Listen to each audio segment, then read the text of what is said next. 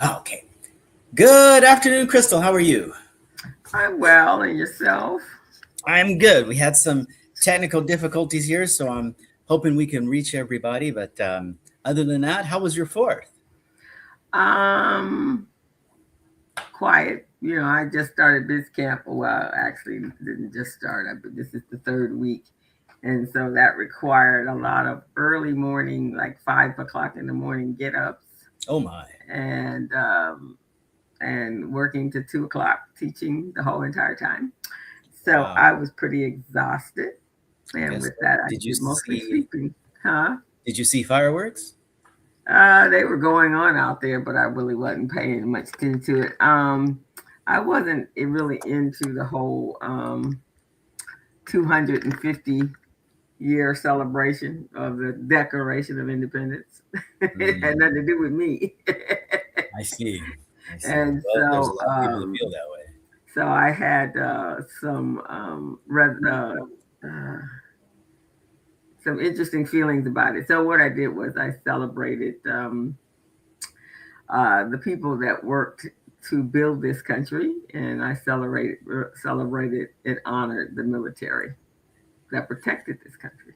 That's what Yes, I I did. personally wrote some thank you notes to people I know who are veterans and are currently serving. Um, Yeah, that's kind they of are what I did. fighting for our freedom. Yeah, because the rest of that stuff, no, A lot of doesn't. people feel that way. Yeah, doesn't apply to us. So, I we went. My brother-in-law, his brother is here from Florida, and as a I guess my nephews, they wanted to do something different for their dad, and so they were going to go on a fishing trip. So they invited all of his brothers, and the sons of the brothers, and there's a couple half brothers in there. So they all went fishing together, Well, that sounds and cool. I think you told me a little bit about that the last time we met. yeah, so that's what happened. So we actually didn't even have. I guess there was barbecue there, but my brother-in-law didn't. He didn't do his usual. So we did fish fry. Ah, okay, very cool. So Very different, and they had fireworks. They nice. don't do fireworks in my neighborhood. It really truly is against the law here, and so we saw it, and that was about it. That's all I did. So Cool. how about yourself? Oh, it was a great time. Great time. I'll have to Okay, tell you about it after the that's it. broadcast, but it was a great time. Okay, cool. And speaking of our broadcast, I'm trying to find a good segue from the Fourth of July to our broadcast. I don't know if that's going to Oh, happen, but it is kind of interesting. I made the mistake of choosing pretty much the same topic that I think we went over last week, and mm, that is target date funds and just a little bit about them. okay. Um, and I think last week I was saying that they're a great investment. I know a lot of very smart people. And I think the point I was trying to make is that not everybody looks the same. Uh, so you have to be careful with the target date fund that you have, and you want to make sure that it's the one that's working for you. Mm, The thing though that I wanted to talk with you about today, and then I'll just say this, and then we'll read your bio. The thing I wanted to talk with you about today is what is the employer's role with regard to a retirement plan, and how can that retirement plan slash target date fund, when it's used in that plan, how can it actually help you grow your business? So we're going to meditate on that for a moment. And in the meantime, I'm going to read your bio. How's that? all right, sounds good 'Cause to I me. did not forget it this time.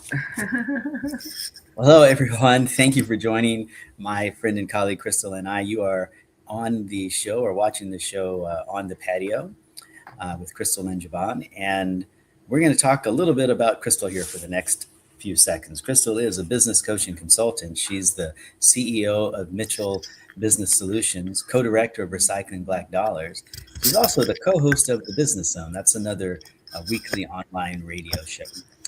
Crystal's an instructor at Mount San Antonio Community College and a certified network for teaching entrepreneurship instructor an NFTE. That's why she's always busy.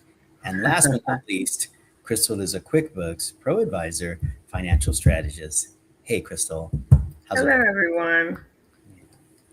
So in your time working there with payroll, did anybody ever ask you about a target date fund? Mm-mm. No, I wouldn't I think they really would. don't even think they knew. They didn't really, again, that they didn't really know that much about it. They just kind of left it in the hands of the people that ran that part of the company, or the HR department actually, Yeah, or the which boss. makes sense. Yeah. I think most people that are involved in uh, almost any kind of benefit want to make sure they stay in their lane. They don't want to give someone wrong advice. They don't want to give someone advice that they're not licensed to give them. And so you want to. It's understandable that they wouldn't want to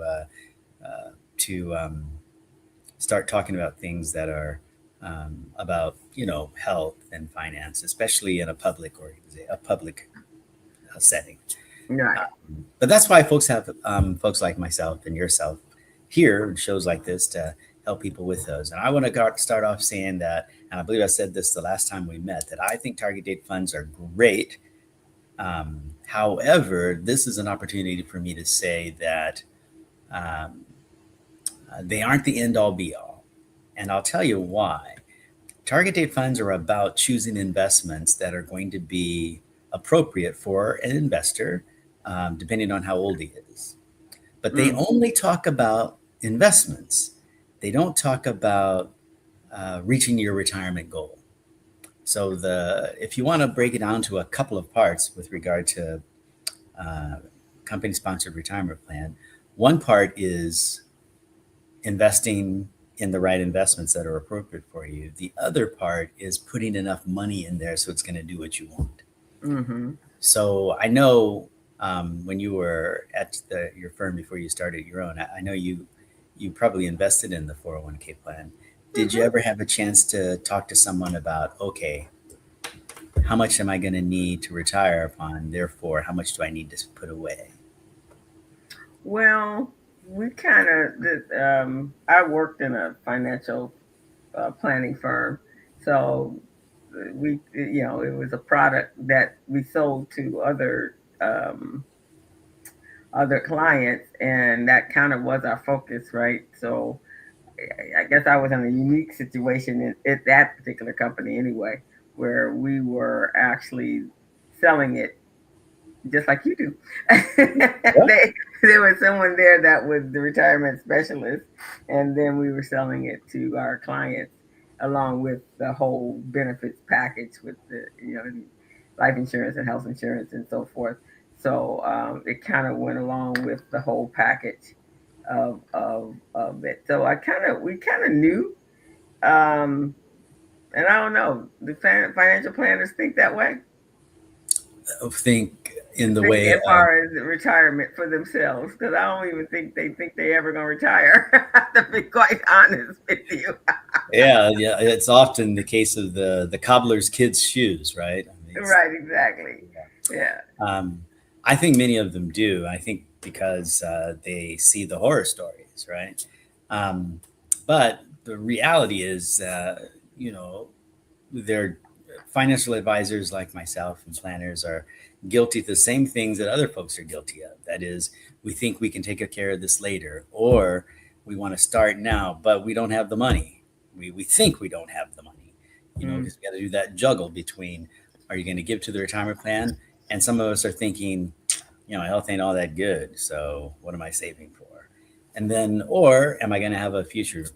Because I've told lots of people back when I started that, um, there's a very good chance that you could live until 80 or 90, but not necessarily well. Well, no, we've had some advances in science since then. I'm not going to say how long ago that was, but we've had some advancements in science since then, and so now people are living well into their 80s and 90s. And I like to put an emphasis on the word "well" because people are, as you know, starting their second chapter or sometimes even their third chapter with regard to business. So, um, you know, thinking about retirement when you're young, and I say this a lot, means you don't have to worry about it when you're old. And putting the right amount of money is the way to go. Put the money in that you can and diversify your portfolio. Find yourself a a plan. The other thing that I'd like to say to folks is you're paying that financial advisor to talk to you about your retirement plan. You may not Right. have the money of the owner of the organization, but you are paying them to help you with your retirement plan. So you should call them up and say, hey, explain this to me. My participants call me up, and I'm always, always, always, always happy when they do. Always happy when they do. So I mentioned there's lots of financial advisors out there the same way. So you are paying for it. You deserve to know, is this the right fund for me? And you deserve to know, am I putting my money in order to reach um, my retirement goal? And that's the thing I kind of want to talk about now. If you want to do a target date fund, great. That's awesome. You get professional management based on your age and when you're going to turn 65. And they look at it all the time. It's not like they forget about it, right? So it's a good thing. However, you got to put enough money in to reach your retirement goal. You have to do that, right? And you've got to diversify, I would say, outside of that target date fund. Mm. Yesterday, my brother-in-law was talking to his brother, and I guess his brother had just got off the phone with a friend, and the person was saying he had to go to work, and he worked a graveyard shift. And my brother-in-law, he, I think he was anticipating a retirement from his company when he went to work there at 19. He was already working. He was already concerned about what it was going to take for him to get out of there by the 65 or earlier. He retired earlier, so he was on focus from the day he started working to the day he went on retiring about what was retirement going to look like, and he had it all planned out. Mm. So his brother was talking about to his friend, and the friend was saying he had to go to work, and he worked he would be there 2 in the morning and get off at some crazy hour. And so when his brother got off the phone, he goes, "How old is he?" And he told him he's about 60, about 71, 72. He went, "Oh my God, who is working graveyard?" he, that was some. He said that was some poor planning. I thought about you. Sometimes it's like that. You got to do what you got to do, right? So that's true. Yeah, I think, he was like baffled. He was going, "You're not supposed to be working graveyard at 70." yeah. I think you're making a good point there. It's not something we want to tackle on our show right here, but it is a good point. What does age mean? What does responsibility mean when you're looking at working, especially when you're looking at uh, first time jobs, jobs that are getting you into the workplace? It's very different. But getting back to the target date fund, I think Hmm. lots of people don't realize that um, you even if you have a target date fund, you still have to participate. And I think one of the things that you brought up on one of our earlier shows, I think is extremely important, and that is you do need to know where your money is invested. The idea of just putting this in and letting it go, lots of people do it. That's the way target dates funds are designed, so you can, invest and forget, right? But the Hmm. reality of the situation is it's a good idea to know what kind of funds you're invested in, just so you can talk about it. And also know, please, please know how much you're putting in and how much you're going to need to put in to reach your retirement goal. You really want to pay attention to that. I have a colleague, his name is, well, I shouldn't say his name on the air, but I have a colleague. Okay. And he wrote a LinkedIn post today about risks that people can take and how we don't really consider risk. And one of the things that I wanted to write back to him was there's a risk of not doing anything, right? There's a risk of just thinking that it's going to be okay. There's a risk of not making a plan for your life. And I think if you're a parent and you're looking at having children go into the world and having them become successful, you really want to take a look at what kind of planning are they going to do. This idea that we used to use back in the day where, oh, you'll figure it out. It's too tough to do that now. People need help figuring it out. We just don't come with that knowledge. And I think real love looks like telling your young people, stay away from this stuff Yeah, and I get agree. involved with saving, right? So that's And pretty much and all I wanted to talk about. But go and I ahead. think financially, in this world that we're living in today, there are so many things or things that are going on that you the employee have no control over, and some of those things are being done, and you don't find out until it's too late. But it's going to greatly affect you. So I think in this world that we live in today, you need to be on top of everything that has to do with your economic soundness in your home. Actually, there's a lot going on that has major implications to how you will live and the the style that you want to live in, or your creature comforts, or just basic survival nowadays is affecting everybody's lifestyle, and so you really have to stay on top of it. Yeah, my colleague Tony Ronan came on about a year or so ago, so we should bring him back on the show. He's Hmm. actually shifted position into a very interesting spot that I think would be very interesting for our broadcast. He talks about people at that age of life where they are essentially looking at what their last days. How are they going to not wills and trusts, but how are they going to pay for assisted living and that kind of stuff. So he'll be an Hmm. interesting person to talk to. But one of the Yeah. things that Tony said that really impressed me is that turning this finance thing into a family affair. We're so used to, at least in my family, I know we don't talk about money, we don't come together until someone dies, and then we squabble over Mm. over the scraps, and that's just not a very healthy way to go about fighting poverty.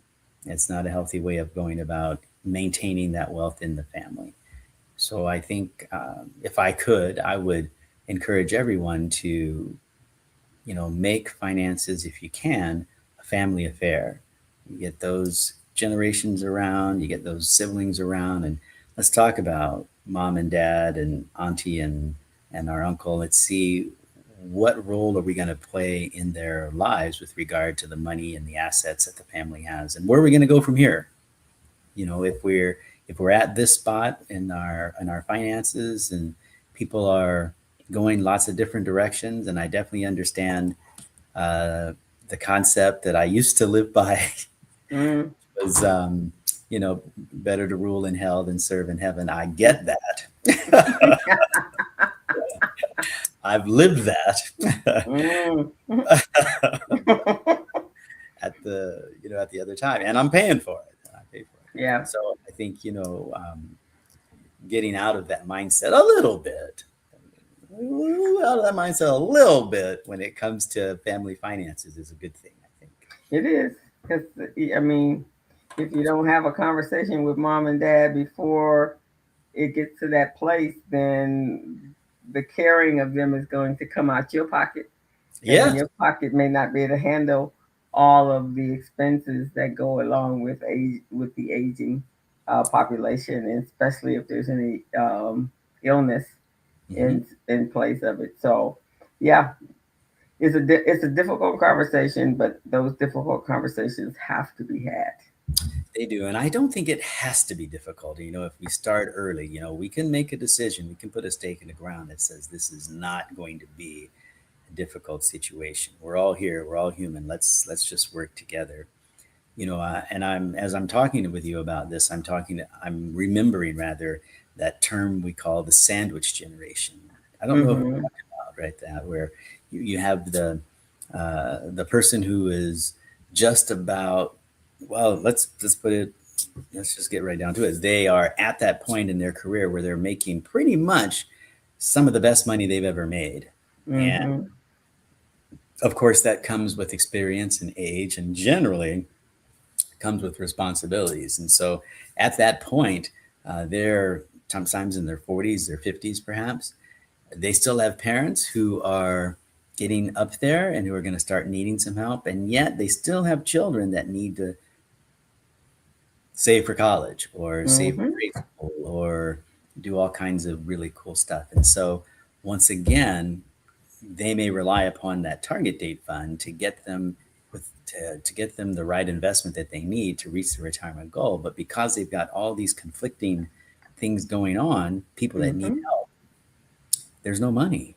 Mm-mm. So what it doesn't matter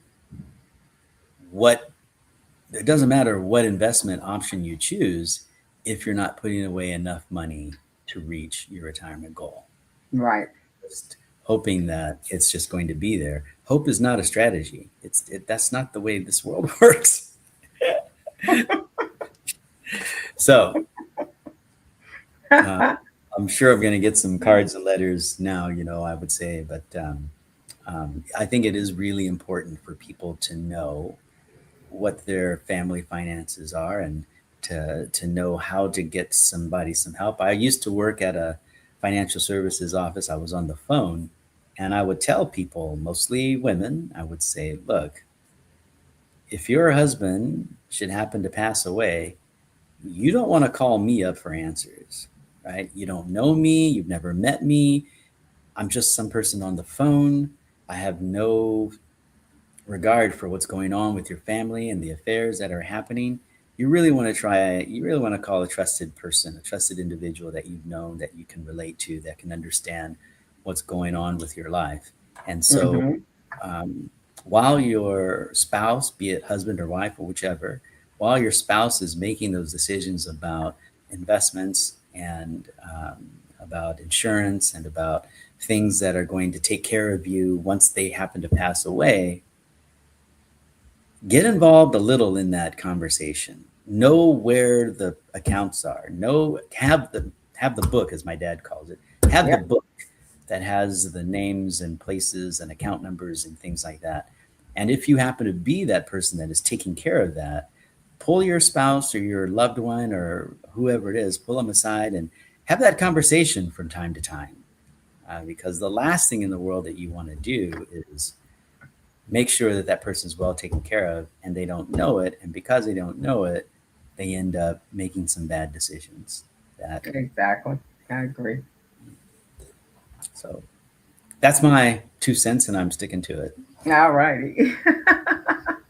And I'll buy that for the 2 cents. All righty. I tell you what, I'm going to read your bio and I tell you what, I'll give you the last word because I like to talk. So thank you everyone for watching us. This has been On the Patio with Crystal and Jevon.